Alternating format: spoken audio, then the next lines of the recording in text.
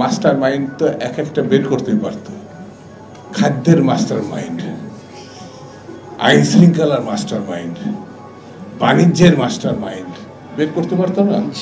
Doctor Mohammad Yunus তো বিরাট একটা পাণ্ডিত, মানে বিখ্যাত ব্যক্তিত্ব, সারা পৃথিবী যাকে চেনে। আর তিনি এদেরকে সঙ্গে করে নিয়ে বিদেশে গিয়ে বলতেন ইনি হচ্ছেন খাদ্যের মাস্টার মাইন্ড, 1 মাসের মধ্যে জিনিসপত্রের দাম কমাই ফেলছে। 5 মাসে বাংলাদেশে যা করেছে, যা স্বীকার অস্বীকার করেছে, সেটা খুব ভয়ঙ্কর, খুব ভয়ঙ্কর। যেমন এক শ্রেণীর খেলোয়াড়ই বলবো এটা তৈরি হয়েছে জাতীয় ইলেকশনের আগে স্থানীয় ইলেকশন করতে হবে।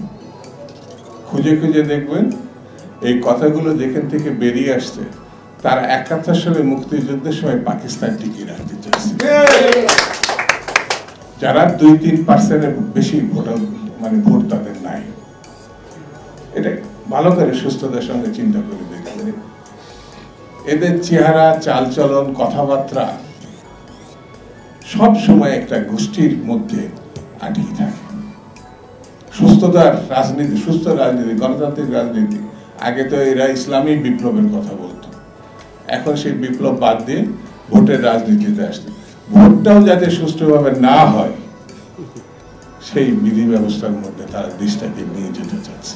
গণতান্ত্রিক বিধি ব্যবস্থা যারা পছন্দ করেন তাদেরকে আরো তৎপর হতে হবে, আরো ঐক্যবদ্ধ হতে হবে, আরো সতর্ক হতে হবে, না হলে ভবিষ্যৎ খারাপ।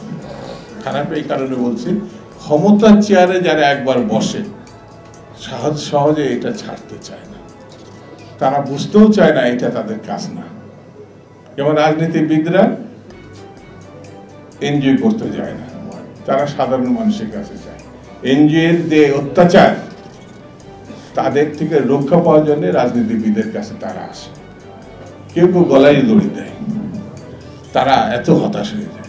কিন্তু রাজনীতিবিদরা একমাত্র বাংলাদেশ শুধু না, সারা পৃথিবীতে স্বপ্নের জাল বুনতে থাকে। কখনো সফল হয়, জনগণকে কখনো সাফল্য দিতে পারে, কখনো নাও দিতে পারে, কিন্তু শেষ বিচারে রাজনীতিবিদরাই দেশ পরিচালনা করে।